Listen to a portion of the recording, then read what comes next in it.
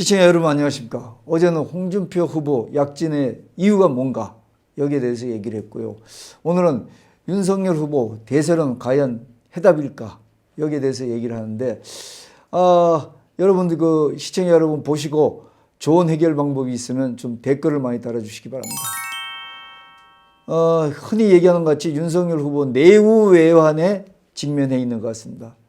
바깥에서 아프고 안에서도 골마 터지고 뭐 이런 거 아니겠습니까? 그것도 어제 오늘 야권 경선의 1차 투표가 진행되고 내일 1차 컷오프가 그렇게 진행되는 상황 아닙니까? 한번 영상 보시면서 야권의 1차 투표 그 일정을 한번 확인하시죠. 1차 컷오프는 일반 국민 80%, 당원 20% 여론조사로 모레 결과가 나옵니다. 정권이 저를 쫓아내기 위해서 갖은 억지를 다 쓰고 했지만 우선 박정희 공항으로 제가 곧 따라잡을 테니까 기다리세요. 곧 꺼질 겁니다. 부산으로 향한 최재형 후보는 롯데자이언츠 유니폼을 입고 지지를 호소했고 원희룡 후보는 경남 창원을 찾았습니다. 자, 윤석열 후보는 이 정권의 공천 후보와 본선에 이기는 것이 목표이기 때문에 사실 야권 경선은 어떻게 보면 요식행위이기를 바랐을 겁니다. 사실 이때까지 지지율로 보면 그럴 수가 있지 않았겠습니까? 타의 추종을 불허하는 야권 선두주자, 주식에서 표현하면 대장주로서 위세가 아주 했었죠.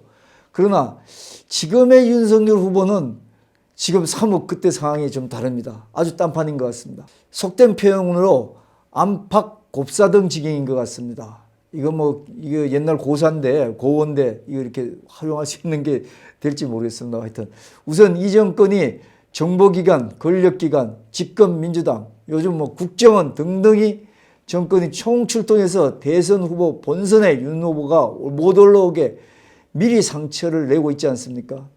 지난번 후보 부인 문제를 거론했지만 시대 상황이 그 문제는 윤 후보 지지율을 크게 떨어뜨리지 못하고 끝난 것 같고요. 그래서 그런지 이번에는 고발 사주를 했다. 이것도 정치 공작이다. 이런 일로 연일 윤 후보 문제로 시끄럽습니다. 시청자 여러분, 고발 사주가 누가 누구에게 무엇을 한 의혹인지 사실 구체적으로 잘 모르시죠? 내용을 한번 확인해 보겠습니다. 조성은 씨가 인터넷 매체 뉴스버스 기자와 만난 게 지난 6월이고요. 그리고 처음으로 자료를 보낸 게 7월 21일로 알려져 있습니다. 공개된 파일 정보를 보면 8월 10일과 12일 이 두 날에도 휴대전화 화면을 캡처한 것으로 보이는데요. 공교롭게도 이 사이인 바로 8월 11일 박지원 국정원장과 조성은 씨가 식사를 함께한 것으로 알려지고 있습니다. 지난 4.15 총선 전에 당시 검찰총장이던 윤 후보가 가까운 검사를 시켜서 윤 총장에게 의혹을 제기한 여권 정치인 유시민, 최강욱, 황희석, 그 다음 또 기자, 뉴스타파 기자, MBC 기자 등등을 고발하도록 보수야당, 그 당시는 국민통합이었습니까? 하여튼 그 보수야당, 지금 국민의힘 전신, 그 보수야당의 그때 검사 출신으로서 송파 병에 국회의원 후보로 출마한 지금의 김웅 의원한테 부탁을 해서 전달하도록 그렇게 얘기를 했답니다. 자기가 그때 검찰개혁에 많이 시달리니까 본인이 그걸 막기 위해서 그렇게 했다는 것입니다.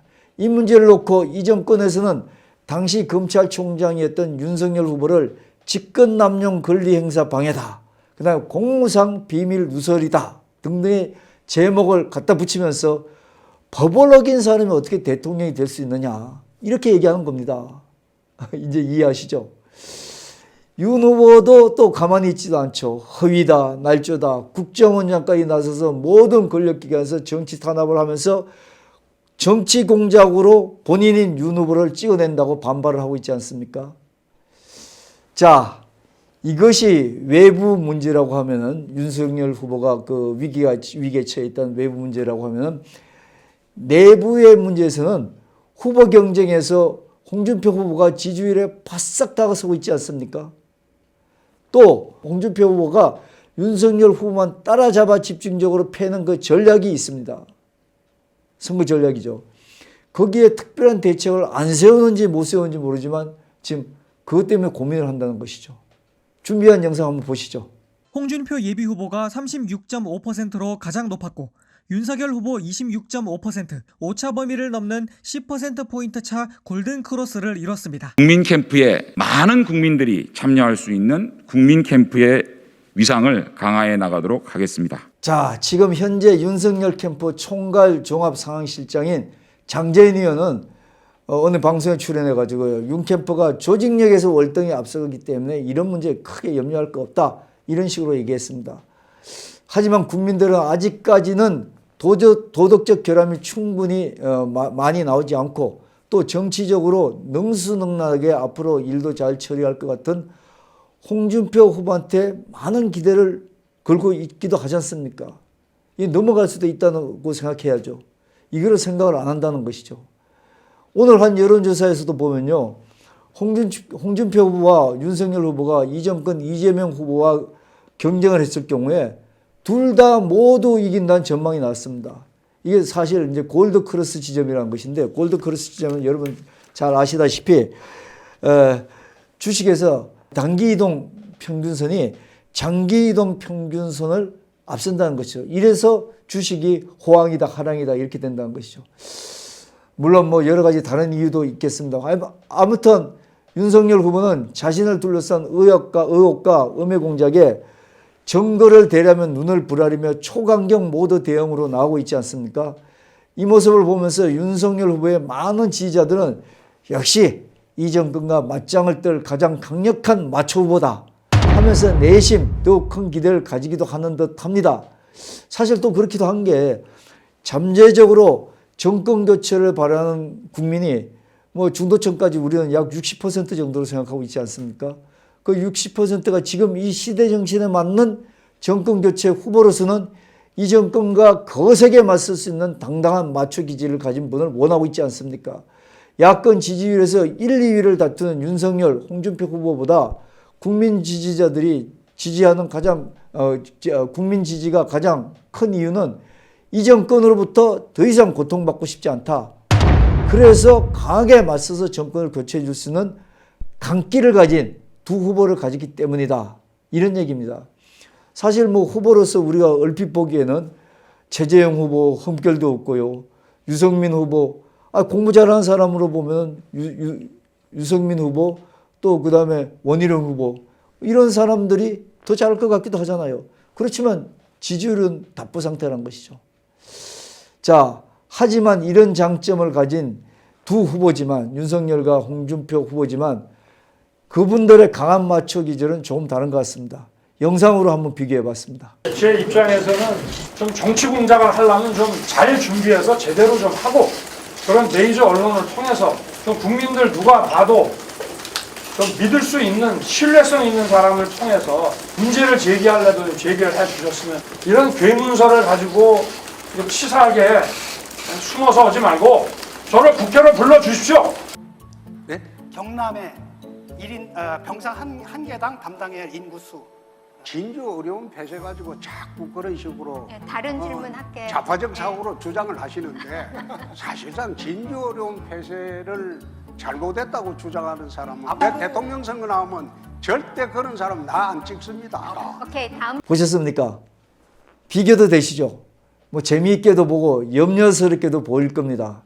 염려되는 부분은 윤석열 후보처럼 강하게 정권과 맞서는 것은 좋지만 감정 조절이 안 되는 부분까지 국민은 순수하다고만 과연 인정할 수 있을까요? 오히려 대통령에 대해서도 저렇게 감정 조절이 안 되면 국민한테 어떤 피해를 줄 수도 있는 불안감이 클 수도 있지 않을까요? 그러나 이 많은 우려 속에서도 희망적인 것은 분명히 있습니다. 윤석열 후보가 대내적으로 공경을 처하면서도 다행스러운 것은 야권 지지자들로부터 본선 경쟁력이 가장 높은 지지율을 가진 후보라는 것입니다. 영상으로 또 이것도 확인해 보시겠습니다. 윤석열 전 총장 27.1%, 이재명 지사 26.4%로 오차 범위 내 접전이었습니다. 그 뒤로 홍준표 의원이 18.1%로 3위로 올라왔고, 이낙연 전 대표는 12.5%였습니다. 윤 전 총장은 3주 전 실시된 지난 조사 대비 3.3%포인트 떨어졌고, 이 지사는 같은 기간 1.3%포인트 낮아져 두 사람 간 격차는 소수점 차이로 줄어들었습니다. 다만 홍준표 의원은 같은 기간 20대에서 가장 높은 지지를 받으며 11%포인트 넘게 치솟았습니다. 국민의힘 지지층으로만 국한하면 보수 야권 대선 주자로 윤 전 총장이 53.5%로 가장 높았고 예, 보셨지만 야권 대선 경쟁은 막 시작하는 분위기입니다. 이 정권의 정치 탄압이 또 지금 엎치락뒤치락하는 지지율 경쟁이 반대급부로 야권 후보 경쟁으로 흥행 요인이 분명히 될 수도 있습니다. 투표 상황에서는요. 홍준표 후보가 따라붙는 것도 야권 전체로 보면 밋밋하게 경선이 끝나는 것보다 국민들의 관심을 높일 수 있는 요인이 될 수 있다는 겁니다. 하지만 예선전인 야권 경선을 떠나 본선 경쟁력에서는 윤석열 후보가 전문가, 여론조사, 예측한 여론조사, 그 다음에 야권 지지자들 모두한테서 지속적이고 훨씬 앞선다는 결과가 나오고 있습니다. 앞에서 말한 오늘 여론조사 결과 홍준표 후보와 윤석열 후보가 이재명 후보와 대결해서 비슷한 지지율을 보인 것은 아마도 이낙연 후보 지지자들의 그 이탈표와 또 그동안 논란이 되어왔던 역선택도 영향이 어느 정도 있지 않을까 그런 생각이 듭니다. 영상 보시겠습니다. 홍 의원과 유 전 의원이 역선택 방지 조항을 넣지 말자고 주장한 이유입니다. 그게 확장성이 있는 것이지 어떻게 역선택이 됩니까? 일부 후보들이 역선택 방지 조항을 주장한다고 해서 바뀔 수가 없는 거예요. 그럼 경선판이 깨지죠. 자, 국민의힘 대통령 경선 후보 1차 결과는 내일 발표가 되죠. 그렇지만 2차, 3차 경선에서 국민의힘 당원들의 투표 참가 비율이 2차는 10월 8일 30%, 3차는 11월 50%로 좀 높이게 되고 이렇게 되면 역선택의 조짐도 어느 정도 줄어들 것이라는 생각이 들지 않겠습니까? 이런 경선 구도로 봐서 윤석열 후보가 야권 경선에서 어느 정도 될 수밖에 없는 경선 구도다 이런 생각이 들지 않겠습니까? 문제는 윤석열 후보는 본선과 예선 경쟁력을 대비해서 지금부터라도 이 정권의 잘못을 더 강도 높게 물고 늘어지는 선택적 전략을 더 강하게 밀어붙여야지 정권 교체를 원하는 많은 국민들의 변함없는 지지를 받을 수 있을 것 같습니다. 이 예선전에서는 살살하고 본선에서 강하게 하겠다.